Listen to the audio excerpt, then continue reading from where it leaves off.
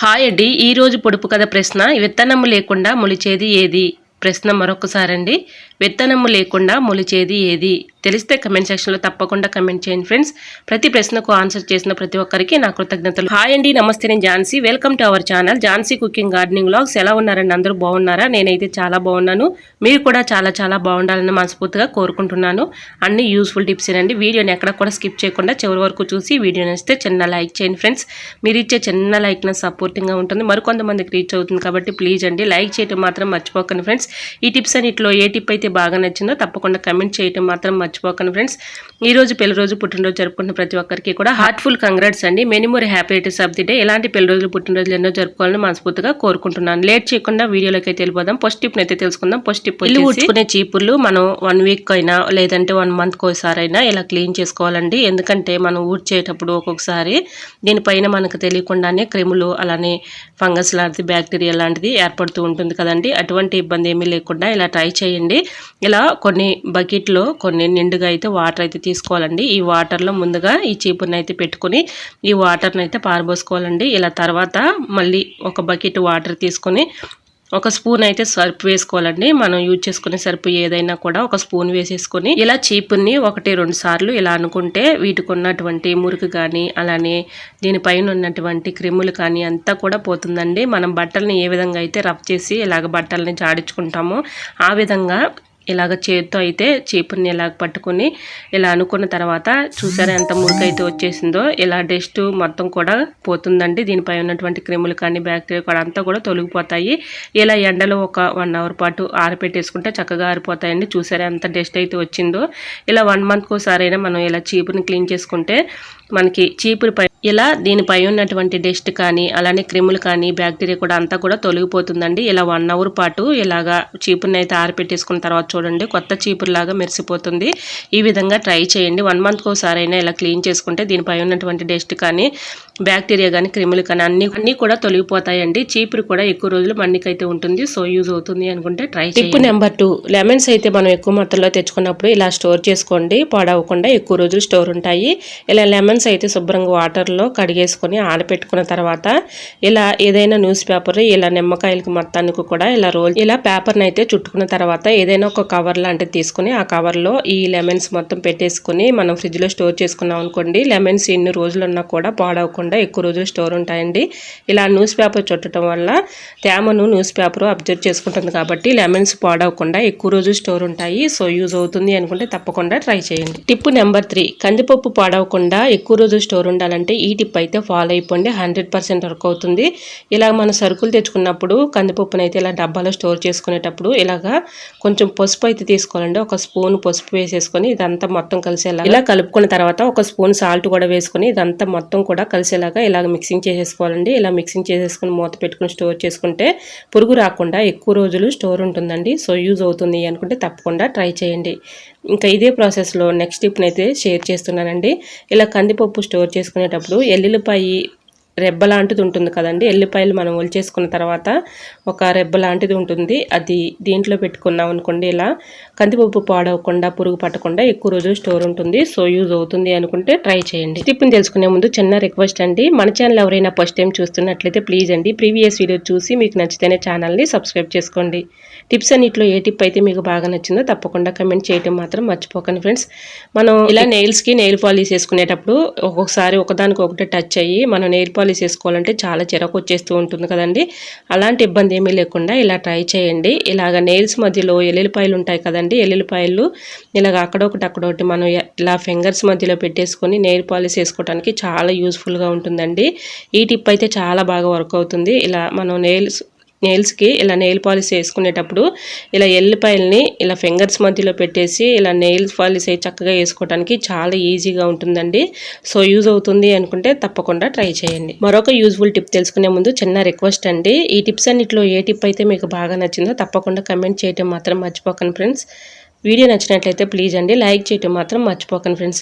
పెరుగు పుల్లగా లేకుండా ఉండాలి అంటే ఇలాగ ఎండు కొబ్బరి కానీ పచ్చి కొబ్బరి ముక్క కానీ ఇలా పెరుగులో వేసేసుకున్నాం అనుకోండి, పెరుగు పుల్లగా లేకుండా బాగుంటుందండి, టేస్టీగా ఉంటుంది. సో యూజ్ అవుతుంది అనుకుంటే తప్పకుండా ట్రై చేయండి. ఇప్పుడు నెంబర్ 6, ఆడవాళ్ళం బ్యాంగిల్స్ ఎక్కించుకోవాలంటే చాలా కష్టపడుతూ ఇబ్బంది పడుతూ ఉంటాం కదండి.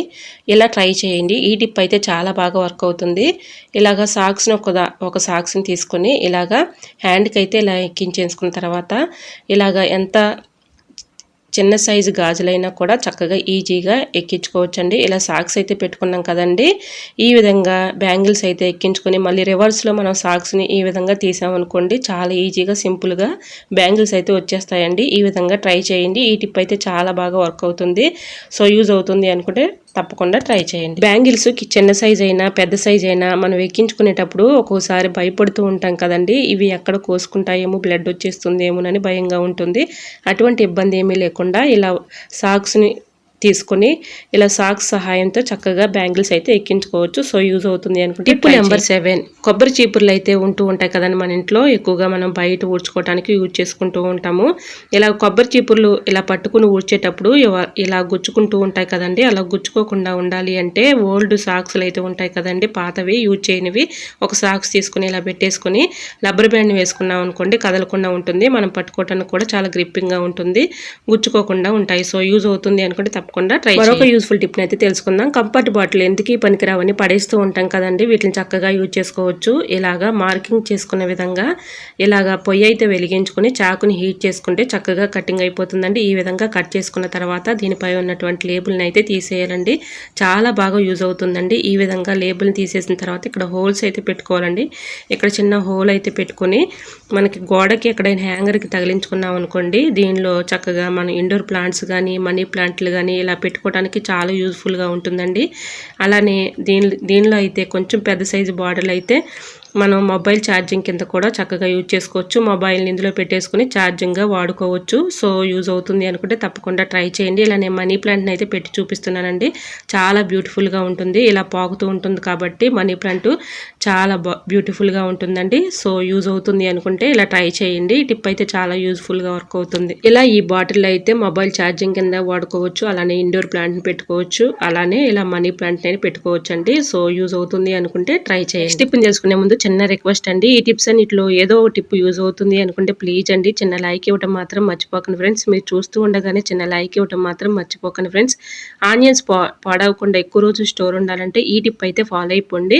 ఇలాగా ఆనియన్స్ స్టోర్ చేసుకునే ముందు ఒక న్యూస్ పేపర్ని ఇలా వేసేసుకొని దాని మధ్యలో అక్కడక్కడ రోల్ చేసుకొని న్యూస్ పేపర్ని పెట్టుకున్నట్లయితే ఆనియన్స్ పాడవకుండా ఎక్కువ రోజు స్టోర్ ఉంటాయండి. సో యూజ్ అవుతుంది అనుకుంటే తప్పకుండా ట్రై చేయండి. నెంబర్ 10, ఏదైనా ఒక బౌల్లోకి కొన్ని వాటర్ అయితే తీసుకోవాలండి. ఇలా వాటర్ తీసుకున్న తర్వాత నిమ్మరసాన్ని ఒక అరబద్ద నిమ్మరసాన్ని అయితే ఇందులో పిండుకోవాలండి.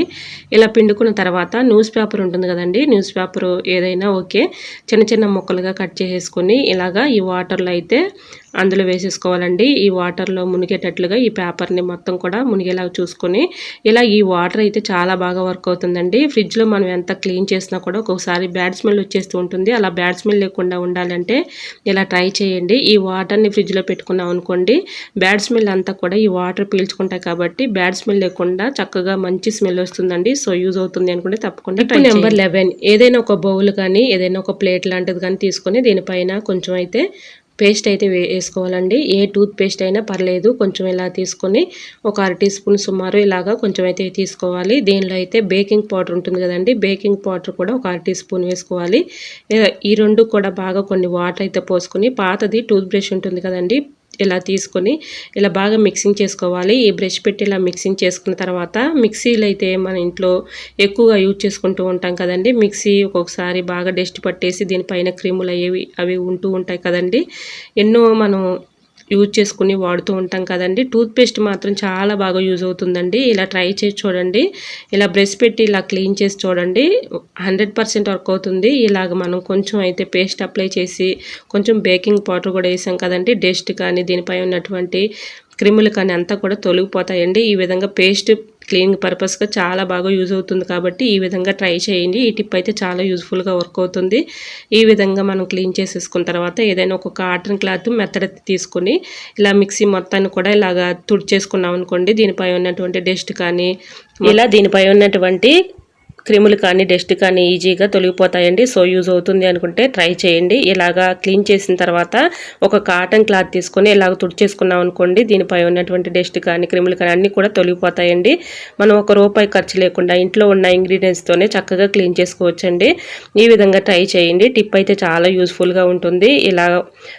ఇలా మిక్సీని అయితే క్లీన్ చేసేసుకున్న తర్వాత దాని వెనక వైపు ఉన్నటువంటి వైర్ను కూడా ఇలాగ క్లాత్ పెట్టి తుడిచేసుకున్నాం అనుకోండి, చక్కగా క్లీన్ అయిపోతుందండి. మనకి ఏదైనా మిక్సీలో పట్టుకోవడానికి చాలా యూస్ఫుల్గా ఉంటుంది, చూడటానికి కూడా చాలా నీట్గా ఉంటుంది. సో యూజ్ అవుతుంది అనుకుంటే తప్పకుండా ట్రై చేయండి. నెక్స్ట్ టిప్ని తెలుసుకునే ముందు చిన్న రిక్వెస్ట్ అండి, ఈ టిప్స్ అన్నింటిలో ఏ టిప్ అయితే మీకు బాగా నచ్చిందో తప్పకుండా కమెంట్ సెక్షన్లో కమెంట్ చేయడం మాత్రం మర్చిపోకండి ఫ్రెండ్స్. కిచెన్ సింక్లో ఒక్కొక్కసారి బ్యాడ్ స్మెల్ వచ్చేస్తూ ఉంటుంది కదండి, మనం ఎంత క్లీన్ చేసుకున్నా కూడా ఒక్కొక్కసారి బ్యాడ్ స్మెల్ వచ్చేస్తూ ఉంటుంది. అలాగ బ్యాడ్ స్మెల్ లేకుండా ఉండాలంటే ఈ టిప్ అయితే ఫాలో అయిపోండి. ఇలాగ నిమ్మబద్దని ఒక అరబద్ద తీసుకొని దీనిపైన కొంచెం పసుపు అయితే వేసేసి ఇలా క్లీన్ చేసుకున్నాం అనుకోండి, దీనిలో మనకు తెలియకుండానే ఒక్కొక్కసారి క్రిములు కానీ బ్యాక్టీరియా కూడా ఇలా ఉంటుంది కదండి. ఇలా హోల్స్ దగ్గర కొంచెం పసుపు అలానే నిమ్మరసాన్ని పెట్టి ఇలాగా మొత్తం ఇలా రబ్ చేసి క్లీన్ చేసుకున్నాం అనుకోండి, మనకు తెలియకుండానే కొన్ని క్రిములు అయితే ఉంటాయి కదండి, అవన్నీ కూడా తొలగిపోతాయి. ఇలాగా వన్ వీక్ ఒకసారి ఇలా క్లీన్ చేసుకున్నాం అనుకోండి, కిచెన్ సింక్లో బ్యాడ్ స్మెల్ లేకుండా ఉంటుంది. అలానే మనకు తెలియకుండా ఉన్నటువంటి క్రిములు కానీ బ్యాక్టీరియా కూడా అన్నీ కూడా తొలగిపోతాయి. సో యూజ్ అవుతుంది అనుకుంటే తప్పకుండా ట్రై చేయండి. టిప్ని తెలుసుకునే ముందు చిన్న రిక్వెస్ట్ అండి, ఈ టిప్స్ అన్నింటిలో ఏదో ఒక టిప్ యూజ్ అవుతుంది అనుకుంటే ప్లీజ్ అండి చిన్న లైక్ ఇవ్వటం మాత్రం మర్చిపోకండి ఫ్రెండ్స్. మీరు ఇచ్చే చిన్న లైక్ని సపోర్టింగ్గా ఉంటుంది, మరికొంతమందికి రీచ్ అవుతుంది కాబట్టి ప్లీజ్ అండి లైక్ చేయడం మాత్రం మర్చిపోకండి ఫ్రెండ్స్. ఏదైనా ఒక బౌల్ తీసుకుని దానిలో అయితే కొన్ని వాటర్ అయితే తీసుకోవాలండి. దీంట్లో కర్పూరం బిళ్ళ అయితే ఉంటుంది కదండి, ఒక బిళ్ళని తీసుకొని ఇలా కరిపెట్టేసుకొని ఒక స్పూన్ అయితే పసుపు వేసుకోవాలండి. ఈ వాటర్లో ఒక కాటన్ క్లాత్ తీసుకొని ఇలాగ డిప్ చేసేసుకొని ఈ క్లాత్ అయితే గట్టిగా ఇలాగ పిండుకోవాలండి. ఈ వాటర్లో ఇలాగ వాటర్ లేకుండా గట్టిగా పిండేసుకున్న తర్వాత ఇలా గ్యాస్ స్టవ్ మీద కానీ ఫ్లోర్ మీద కానీ ఇలాగ మనం చక్కగా క్లీన్ చేసుకున్నాం అనుకోండి, నైట్ గిన్నెలు కడిగేసిన తర్వాత ఇలా క్లీన్ చేస్తే చక్కగా మనకి బొద్దింకలు కానీ బల్లులు కానీ చిన్న పురుగులు కానీ చీమలు కూడా లేకుండా ఉంటాయండి. అలానే మనకి తెలియకుండా బ్యాక్టీరియా కానీ క్రిములు కానీ ఇలాగా ఉంటాయి కదండి, అవన్నీ కూడా తొలగిపోతాయి.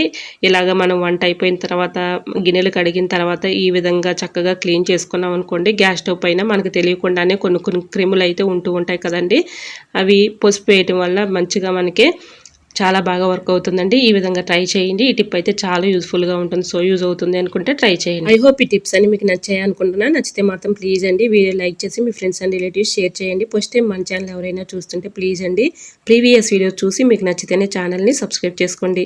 ఈ టిప్స్ అన్నిట్లో ఏదో ఒక టిప్ యూజ్ అవుతుంది అనుకుంటే ప్లీజ్ అండి చిన్న లైక్ ఇవ్వడం మాత్రం మర్చిపోకండి ఫ్రెండ్స్. ఈ టిప్స్ అన్నిట్లో ఏ టిప్ అయితే మీకు బాగా నచ్చిందో తప్పకుండా కమెంట్ సెక్షన్లో కమెంట్ చేయడం మాత్రం మర్చిపోకండి ఫ్రెండ్స్. ఇంతవరకు నా ఛానల్ ఎంతగానో ఆదరించి సపోర్ట్ చేసి సబ్స్క్రైబ్ చేసిన ప్రతి ఒక్కరికి కూడా నా హృదయపూర్వక ధన్యవాదాలు తెలియజేసుకుంటానండి. ఈ రోజు అడిగిన పొడుపు క్వశ్చన్కి కూడా ఆన్సర్ తెలిస్తే తప్పకుండా కమెంట్ బాక్స్లో కమెంట్ చేయండి ఫ్రెండ్స్. ప్రతి ప్రశ్నకి ఎంతగానో రెస్పాండ్ అయ్యి కరెక్ట్ ఆన్సర్లు పంపిస్తున్న ప్రతి ఒక్కరికి కూడా నా కృతజ్ఞతలు. ఓకేనండి, మరికొన్ని టిప్స్తో మళ్ళీ మేము ముందుకు వచ్చేస్తానండి. అంతవరకు బాయ్. అందరూ బాగుండాలి, అందులో నేను ఉండాలని ఆశిస్తూ నేను మీ ఝాన్సీ. Thanks for watching.